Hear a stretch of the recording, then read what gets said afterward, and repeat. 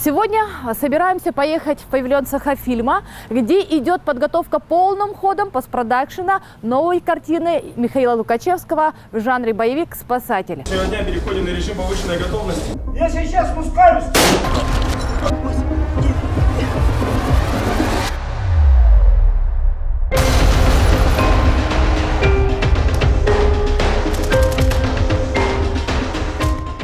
Вот ребята вот делают звук и вот говорят: Миша, сколько взрывов, выстрелов, погони, разных вот этих моментов очень много говорят.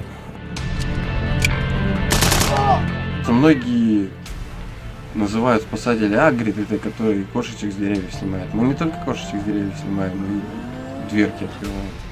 На самом деле много в нашей работе, то есть поиски, тушение пожаров лесных, все это мы занимаемся, а люди этого не видят.